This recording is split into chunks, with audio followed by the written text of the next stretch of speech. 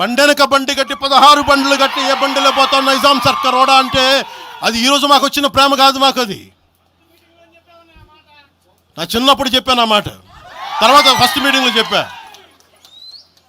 గద్దర్ గారు బతికున్నప్పుడు మీరందరూ ఏమయ్యారా? మీరందరూ గద్దరన్న బతికున్నప్పుడు మీరందరూ ఎక్కడున్నారు?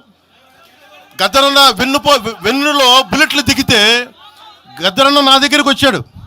ఒకటి అడిగాడు ఆఫీస్కి వచ్చి, మన జర్నలిస్ట్ కాలనీలో ఉండే జనసేన ఆఫీస్కి వచ్చి, అరే తమ్మి నాకు బుల్లెట్లు దిగినీరా, నాకు వెనకాల నన్ను స్వేచ్ఛగా రే అని పిలుచుకునేంత చనువు మా ఇద్దరి మధ్య, నాకు బుల్లెట్లు దిగినీరా ఈ వెన్నులో, నడవాలంటే ఇబ్బందిగా ఉందిరా, నాకు కారులో పోవాలంటే ఆటోలో తిరగలేకపోతున్నా, ఒక అండంగా అడుగుతున్నా, హక్కుగా అడుగుతున్నా, బండి కొనివరా అంటే ఆయన ఒక 24 గంటలు 3 రోజుల్లోనో 2 రోజుల్లోనో బండి కొనిచ్చాను నేను ఆయనకి. ఇప్పుడు ఎందుకు చెప్తున్నానంటే ఆ రోజు నేను చెప్పుండొచ్చు, నేను చెప్పట్లా. మీకేం తెలుసు గద్దర్ గారి గురించి? మీకేం తెలుసు? మీరేం మాట్లాడతారు గద్దర్ గారి గురించి? బతికున్నప్పుడు ఆయనకి ఏం చేశారు? మీరందరూ బతికున్నప్పుడు మీరేం చేశారు ఆయనకి? మీరు పర్మిషన్ ఇవి కూడా ఇవ్వాలా? మీరు ఒక్కళ్ళు మాట్లాడలా?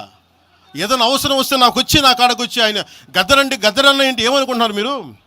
నేను పాలిటిక్స్లోకి వచ్చాక తెలుసు అనుకుంటున్నారా గద్దరన్న? మీరందరూ చూసిన ఖుషీ సినిమా చూసిన తర్వాత చిరంజీవి గారు ఫోన్ చేశారు నాకు, అరే గద్దర్ గారు ఫోన్ చేస్తున్నారా నీకోసం, ఒకసారి నేను కలవాలంటాను. ఆయన ఒకటే మాట అన్నారు చూసి, అరే మా పోరలు చూపించిన రా బాబు నీ సినిమా పాట, దాంట్లో నువ్వు తాకట్లో భారతదేశాన్ని తాకట్లో పెట్టే విజువల్ పెట్టావంట, నువ్వు మాకు అర్థమవుతుందా, మా భావాలు అర్థం చేసుకునేవాడు అని చెప్పి.